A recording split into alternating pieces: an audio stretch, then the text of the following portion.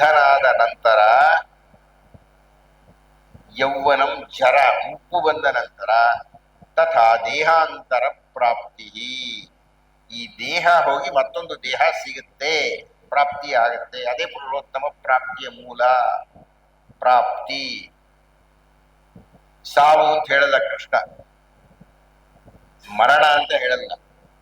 ಮರಣ ಅನ್ನುವುದು, ಸಾವು ಅನ್ನುವುದು ನಕಾರಾತ್ಮಕವಾದ ಧೋರಣೆ. ಕೃಷ್ಣ ಹೇಳ್ತಾನೆ ಪ್ರಾಪ್ತಿ ಸಕಾರಾತ್ಮಕ. ಏನಯ್ಯ ಸಕಾರಾತ್ಮಕ ಅಂದ್ರೆ ಹೊಸದಾಗಿರತಕ್ಕಂಥ ಒಂದು ದೇಹ ಸಿಗುತ್ತೆ. ತಥಾ ದೇಹಾಂತರ ಪ್ರಾಪ್ತಿ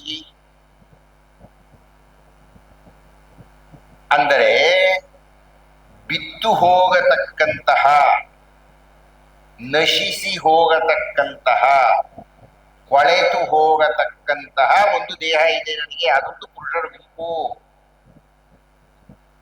ಆದರೆ ಈ ದೇಹ ಬಿದ್ದೋದ ಮೇಲೆ ಇನ್ನೊಂದು ದೇಹ ತಗೋಬೇಕು ಅಂದ್ರೆ ಅದೇನೋ ಒಂದಿರ್ಬೇಕಲ್ಲ. ಈ ದೇಹವನ್ನು ಹೊತ್ತಿರತಕ್ಕಂತಹ, ನೆನಪಿರುವ 5 ವರ್ಷದಿಂದ 85 ವರ್ಷದ ತನಕ ಇರತಕ್ಕಂಥ ಈ ದೇಹವನ್ನು ತ್ಯಜಿಸಿದ ಮೇಲೆ ಇನ್ನೊಂದು ದೇಹವನ್ನು ತೆಗೆದುಕೊಳ್ಳತಕ್ಕಂಥದ್ದೊಂದು ಗುಂಪಿದೆ, ಎಲ್ಲರಲ್ಲಿಯೂ ಇದೆ. ಅದು ಅಕ್ಷರ ಅಂತ ಕರಿತೀವಿ. ದ್ವಾವಿಮೌ ಪುರುಷೌ ಲೋಕೆ ಕ್ಷರಶ್ಚಾಕ್ಷರಮೇವಚ.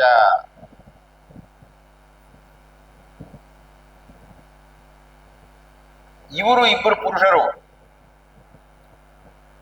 ಈ ಇಬ್ಬರು ಪುರುಷರಲ್ಲದೆ ಉತ್ತಮ ಪುರುಷಸ್ತನ್ಯ ಪರಮಾತ್ಮೇತ್ಯುದಾಹೃತ.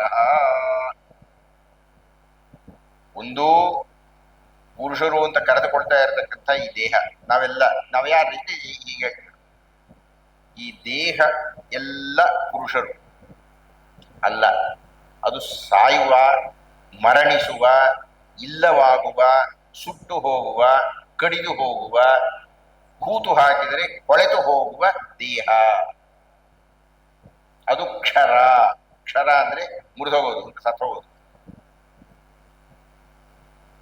ಇದು ಒಂದು ಗುಂಪಾದರೆ ನಮ್ಮೆಲ್ಲರಲ್ಲಿಯೂ ಸಾಯದ, ಮುಕ್ಕಾಗದ, ಮುರಿದು ಹೋಗದ, ಮಾಯವಾಗದ ಒಂದು ಇದೆ. ಅದನ್ನ ನಾವು ಜೀವ ಅಂತೀವಿ, ಅದನ್ನ ಆತ್ಮ ಅಂತೀವಿ, ಅದನ್ನೇ ಪುರುಷ ಅಂತ ಕರೆಯುತ್ತೇವೆ. ಇಷ್ಟ ಅರ್ಥ ಆಯ್ತೇನ್ರಿ? ಉತ್ತಮ ಪುರುಷ ಸ್ತನ್ಯ ಪರಮಾತ್ಮ ಇತ್ಯುದಾಹೃತ. ಈ ಬಿದ್ದು ಹೋಗುವ ಈ ಪುರುಷ, ಈ ಪುರುಷನನ್ನು ಆಟ ಆಡಿಸ್ತಾ ಇರತಕ್ಕಂಥ ಒಳಗಿನ ಜೀವಾತ್ಮ ಅನ್ನತಕ್ಕಂಥ ಪುರುಷನನ್ನು ಈ ಎರಡನ್ನೂ ಮೀರಿದ ಮತ್ತೊಂದು ಪುರುಷ ಇದ್ದ, ಆತನನ್ನ ಪುರುಷೋತ್ತಮ ಅಂತ ಕರೆಯುತ್ತೇವೆ. ಹೊಡೆದ್ರೆ ಚೆಕ್ ಮಾಡ. ಉತ್ತಮ ಪುರುಷ ಅನ್ಯ ಪರಮಾತ್ಮ ಇತ್ಯುದಾಹೃತ. ಆ ರೀತಿಯಾಗಿ ಈ ಎರಡೂ ಪುರುಷರನ್ನು ಮೀರಿದ ಒಬ್ಬ ಪುರುಷನಿದ್ದಾನೆ, ಆತ ಪುರುಷೋತ್ತಮ ಅಂತ ಹೇಳ್ತಾ ಇದ್ದಾರೆ ಉದಾಹರಣೆ. ಆ ಪುರುಷೋತ್ತಮ ಈ ಕ್ಷರಕ್ಕೂ ಅಕ್ಷರಕ್ಕಿನ್ನ ದೊಡ್ಡವನಾಗಿದ್ದಾನೆ, ಹಿರಿದಾಗಿದ್ದಾನೆ. ಅದು ಎಷ್ಟು ಹಿರಿದಾಗಿದ್ದಾನೆ ಅಂದ್ರೆ ಮತ್ತೆ ನೀವು ಕಲ್ಪನೆ ಮಾಡ್ಕೊಳ್ಬೇಕು. ನಮ್ಮ ಮಿತಿ ಎಷ್ಟು ಅಂತ ಗೊತ್ತಿದೆ? 6 ಅಡಿನೂ ಇಲ್ಲಪ್ಪ, ಒಂದೊಂದೂವರೆ ಅಡಿ ಅದು ಇಲ್ಲ, ಇಷ್ಟು ನಮ್ಮ ಮಿತಿ. ಆದರೆ ಬ್ರಹ್ಮಾಂಡ, ಮಂಗಳೂರು ನಮಗ್ ಗೊತ್ತು. ಮಂಗಳೂರು ಎಷ್ಟು ಗೊತ್ತು? ಎಷ್ಟು ಗೊತ್ತ್ರಿ ಮಂಗಳೂರು ನಿಮಗೆ? ನಿಮ್ ಮನೆ ದಾರಿ ಗೊತ್ತು ನಿಮ್ಗೆ ಅಷ್ಟೇನೆ. ಮಂಗಳೂರು ಗೊತ್ತಾ ನಿಮ್ಗೆ? ಎಲ್ಲ ಮಂಗಳೂರನ್ನು ಹೊಂದಿರತಕ್ಕಂಥ ಕರ್ನಾಟಕ ಗೊತ್ತೇನ್ರಿ ನಿಮ್ಗೆ? ಕರ್ನಾಟಕದಂತ ಹಲವಾರು ರಾಜ್ಯಗಳು ಭಾರತ ಗೊತ್ತೇನ್ರಿ ನಮ್ಗೆ? ನಾವು ನೋಡಿದೀವಿ ಭಾರತನ? ಎಲ್ಲೋ ಅಲ್ಲಲ್ಲಿ ಹೋಗಿ ಅದ್ಯಾವುದೊಂದು ಜಲಪಾತನಂತೆ, ಇದು ಯಾವುದೊಂದು ಪರ್ವತ ಅಂತೆ, ಅದ್ಯಾವುದು ಗುಡಿನಂತೆ, ಇದು ಯಾವುದೊಂದು ನದಿ. ಅದು ನೋಡಿದ್ದೇವಾಗಲಿ ಭಾರತವನ್ನು ನೋಡಿದ್ದೇವೋ? ಆ ಭಾರತ, ಅಯ್ಯೋ ಯಾವ್ದೋ ಏಷ್ಯಾ ಖಂಡನಂತಪ್ಪ, ಅದ್ರೊಳಗೊಂದು ರಾಷ್ಟ್ರನಂತೆ. ಏಷ್ಯಾ ಖಂಡ ಗೊತ್ತೇನ್ರಿ ನಮ್ಗೆ? ಏಷ್ಯಾನಂತೆ, ಅಮೆರಿಕಾನಂತೆ, ಆಫ್ರಿಕಾನಂತೆ, ಯುರೋಪ್. ಅಯ್ಯೋ ಎಷ್ಟೆಷ್ಟೋ ರಾಷ್ಟ್ರಗಳಿದೆಯಲ್ಲಪ್ಪ ಭೂಮಿ ಮೇಲೆ. ಆ ಭೂಮಿ ಗೊತ್ತೇನ್ರಿ ನಮ್ಗೆ?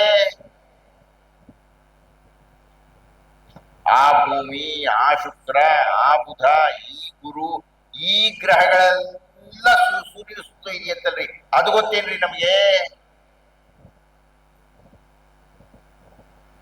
ಆ ಸೂರ್ಯನ ಹತ್ರಕ್ಕೆ ಹೋಗ 6,000 ಮೈಲಿ ದೂರದಲ್ಲಿ ಸುಟ್ಟೋಗ್ತಾರೆ. ಆ ಸೂರ್ಯ ಗೊತ್ತೇನ್ರಿ ನಮ್ಗೆ? ಏ ಯಾವ ಭೂಮಿ ಸೂರ್ಯ ಅನ್ರಿ, ಸೂರ್ಯನಿನ್ನ 10ರಷ್ಟು ದೊಡ್ಡ ದೊಡ್ಡ ಸೂರ್ಯಗಳಿದ್ದಾರೆ, ನಕ್ಷತ್ರಗಳು.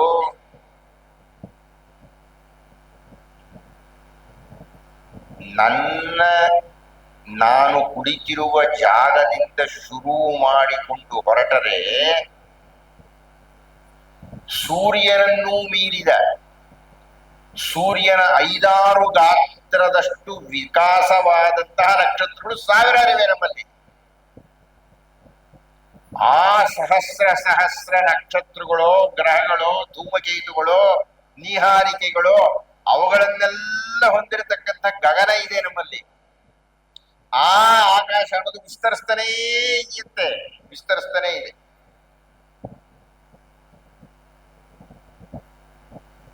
ನಿಮಗೆ ಬುದ್ಧಿವಂತಿಕೆಯಿಂದ ಯೋಚನೆ ಮಾಡಲಿಕ್ಕೆ ಸಾಧ್ಯವಾದರೆ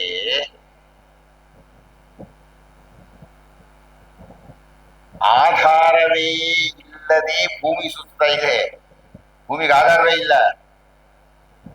ಇಲ್ಲ ರೀ, ಸೂರ್ಯನ ಗುರುತ್ವಾಕರ್ಷಣೆಯಿಂದ ಸುತ್ತಾ ಇದೆ. ಆಯ್ತು, ಸೂರ್ಯನಿಗೆ ಯಾವ ಆಧಾರ ಇದೆ? ಆಧಾರವಿಲ್ಲದ ಭೂಮಿ, ಆಧಾರವಿಲ್ಲದ ಸೂರ್ಯ. ಆದ್ರೆ ಒಂಚೂರು ಆ ಕಡೆ ಈ ಕಡೆ ಹೋಗಿಲ್ಲ, ಅಲ್ಲೆಲ್ಲೇ ಇವೆ. ಸೂರ್ಯನನ್ನು ಅಲ್ಲಿಯೇ ನಿಲ್ಲಿಸಿ, ನದಿಗಳನ್ನು ಹೀಗೆ ಹರಿಸಿ, ಭೂಮಿಯನ್ನು ಸುತ್ತುವಂತೆ ಮಾಡಿ ಮತ್ತೆ ಅಲ್ಲೇ ತಂದು ನಿಲ್ಲಿಸಿ, ಈ ಗ್ರಹಗಳನ್ನೆಲ್ಲ ತಮ್ಮ ತಮ್ಮ ಪಥದಲ್ಲಿ ಚಲಿಸುವಂತೆ ಮಾಡಿ, ಇದೆಲ್ಲ ಬ್ರಹ್ಮಾಂಡಕ್ಕೆ ಒದರು ಪುಟಾಣಿ ಇದ್ದಾರೆ. ಏಕಾಂಶೇನ ಸ್ಥಿತೋ ಜಗತ್. ಇನ್ನು ಬ್ರಹ್ಮಾಂಡ ಅಂದ್ರೆ ಎಷ್ಟಿರ್ಬೇಕ್ರಿ? ನೀವು ಕಲ್ಪನೆ ಮಾಡ್ಕೊಳಕ್ ಆಗ್ತಾ ಇದೆಯಾ? ಆಗದೇ ಇಲ್ಲ ಅದು. ಅದಕ್ಕೆ ಅದನ್ನ ಅನಂತ ಅಂತ ಕರೆಯುವುದು. ಅಂತ್ಯವೇ ಇಲ್ಲ. ನೀವು ಅನಂತ ಪದ್ಮನಾಭ ವ್ರತವನ್ನು ಮಾಡುತ್ತಿದ್ದಿದ್ರೆ ಇದು ಅದರ ಸಾರ, ಇದು ಅದರ ಅರ್ಥ, ಇದು ಬ್ರಹ್ಮಾಂಡ.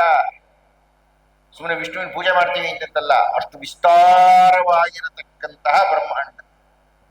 ಅದು ವಿಶ್ವರೂಪ ಸಂದರ್ಶನದ ಸ್ಥೂಲ ನೋಟ, ಅದು ಪುರುಷೋತ್ತಮ. ಹೀಗಾಗಿ ಆ ಪುರುಷೋತ್ತಮನನ್ನು ಭೇಟಿಯಾಗಬೇಕು. ಆ ಪುರುಷೋತ್ತಮನನ್ನು ಭೇಟಿಯಾಗುವ ಮುನ್ನ ಪುರುಷನನ್ನು ಭೇಟಿಯಾಗಬೇಕು.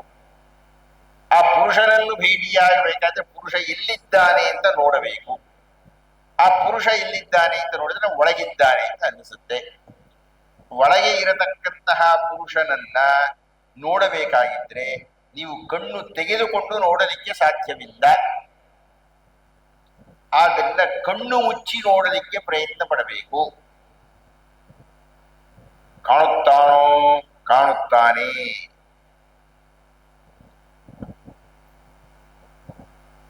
ಅದನ್ನೇ ಪತಂಜಲ ಮಹರ್ಷಿಗಳು ತಮ್ಮ 2ನೆಯ ಸೂತ್ರದಲ್ಲಿ ಹೇಳಿದರು.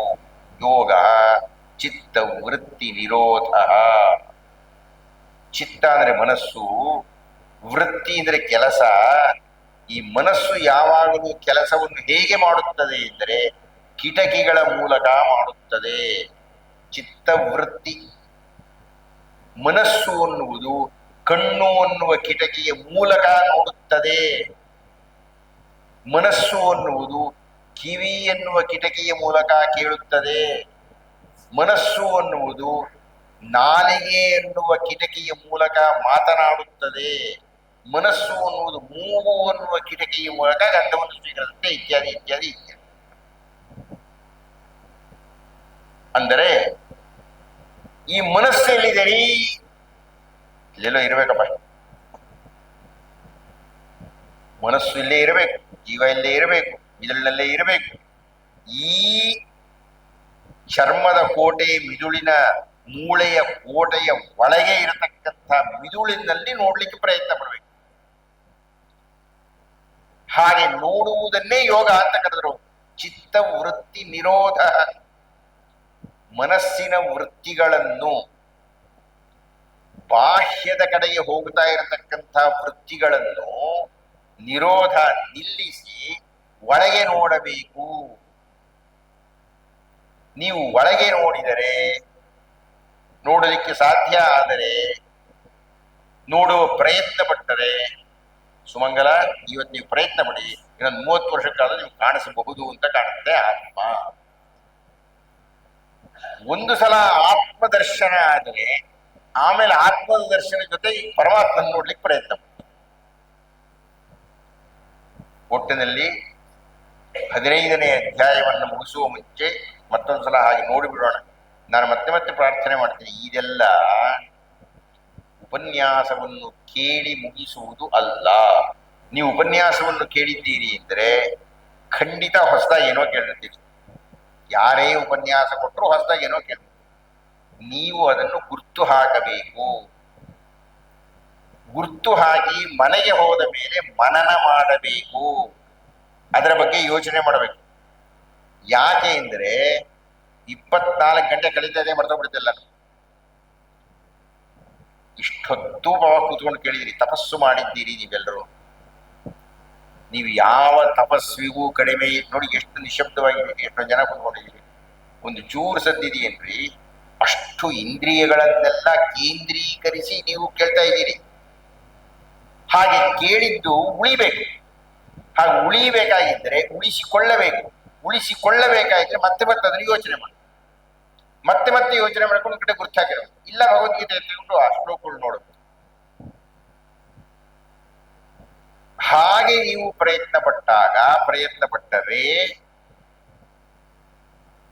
ಇಷ್ಟೊಂದು ಕಷ್ಟಪಟ್ಟು, ನೀವು ಕಷ್ಟಪಡ್ತಾ ಇಲ್ಲ, ಬಹಳ ಸಮಾಧಾನ ಚಿತ್ತರಾಗಿಯೇ ಕೂತಿದ್ದೀರಿ. ಆದ್ರೆ ಕಾಲವನ್ನು ಕೊಟ್ಟಿದ್ದೀರಲ್ಲ, ಬಹಳ ಕಷ್ಟವಾದ ವಿಷಯ ಅದು.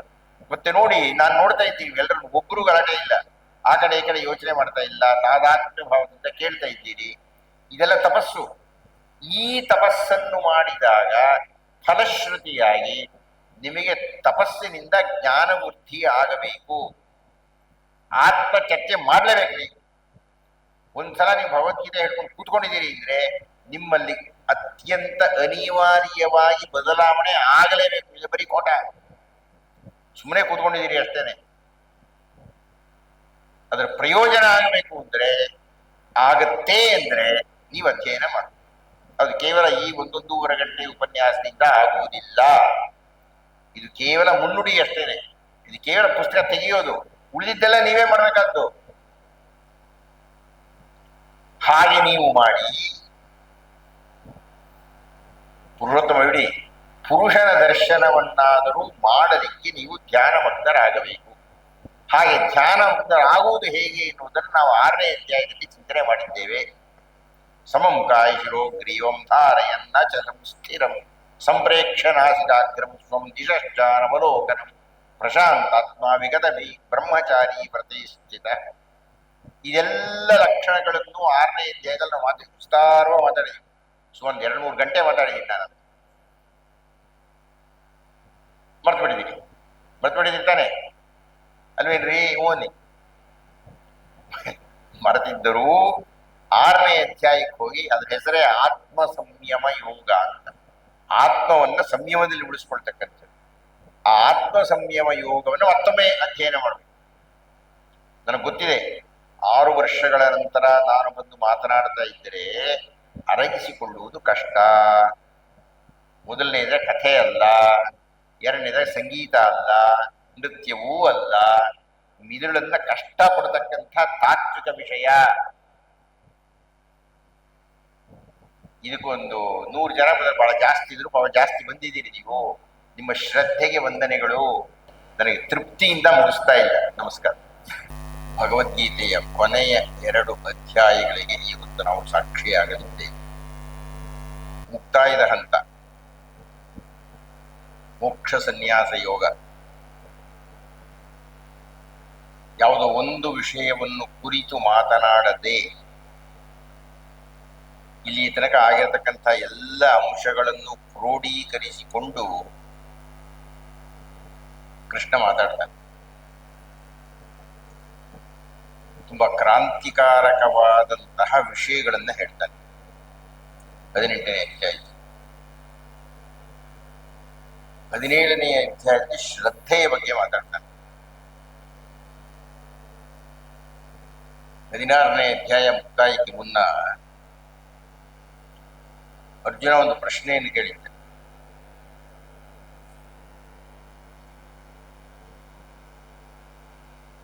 ಅವಿಧಿಪೂರ್ವಕಂ. ಈಗ ಕೆಲವು ವಿಷಯಗಳನ್ನ ಕೆಲವು ರೀತಿ ಹೀಗೆ ಮಾಡಬೇಕು ಅಂತ ಇರುತ್ತೆ, ಅದನ್ನ ಶಾಸ್ತ್ರ ಅಂತ ಕರೀತಾರೆ. ವಿನಾಯಕ ಚತುರ್ಥಿ ಭಾದ್ರಪದ ಮಾಸದಲ್ಲಿ ಚತುರ್ಥಿ ದಿವಸ ಮಾಡಬೇಕು, ಅದು ನಿಯಮ, ಅದು ಶಾಸ್ತ್ರ. ಅವಿಧಿಪೂರ್ವಕಂ, ಅಕಸ್ಮಾತ್ ನಾನು ಚೌತಿ ಮಾಡಲ್ಲಯ್ಯ, ಪಂಚಮಿ ಮಾಡ್ತೀನಿ, ಹಾಗೆ ಮಾಡೋದು ಸರಿಯೋ ಅನ್ನುವುದು ಅರ್ಜುನನ ಪ್ರಶ್ನೆ 16ನೇ ಅಧ್ಯಾಯ ಕೊನೆಯಲ್ಲಿ. ಈ ಶಾಸ್ತ್ರವಿಧಿ ಉತ್ಸೃಜ್ಯ,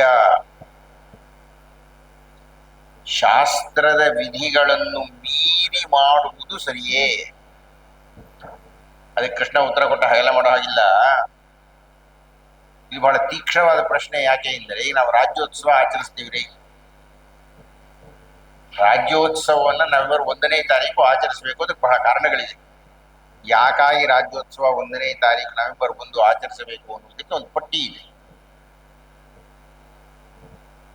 ಇಂತಿಂತಹ ಕಾರಣಗಳಿಂದಾಗಿ ನವೆಂಬರ್ 1 ಅಂತ, ನಾವು ಡಿಸೆಂಬರ್ 1 ಆಚರಿಸ್ತೀವಿ. ಅದು ಸರಿಯೋ ಅಂತ ಪ್ರಶ್ನೆ. ಭಾದ್ರಪದ ಚೌತಿ ಬಿಟ್ಟು ಒಂದು 30 ದಿವಸ ಬಿಟ್ಟು ಗಣೇಶನ ಚೌತಿ ಆಚರಿಸ್ತಾ ಇರ್ತೀವಿ, ಅದು ಸರಿಯೇ ಅಂತ ಪ್ರಶ್ನೆ. ತಿಥಿಯ ಆಚರಣೆ ಅನುಕೂಲಕ್ಕಾಗಿ ಮಾಡೋದಲ್ಲ. ವ್ಯಕ್ತಿ ಯಾವ ತಿಥಿಯಲ್ಲಿ ಸತ್ತಿರುತ್ತಾನೆ ಆ ತಿಥಿಯೇ ಮಾಡಬೇಕು. ನೀವು ಮಾರನೇ ದಿವಸ 5 ದಿವಸ ಮಾಡೋ ಹಾಗಿಲ್ಲ ಅದನ್ನ. ಅದಕ್ಕೆ ಇದನ್ನ ತಿಥಿ ಅಂತ ಕರೀತಕ್ಕಂಥದ್ದು, ಶಾಸ್ತ್ರ. ಅದನ್ನ ಬದಲಾಯಿಸೋ ಹಾಗಿಲ್ಲ.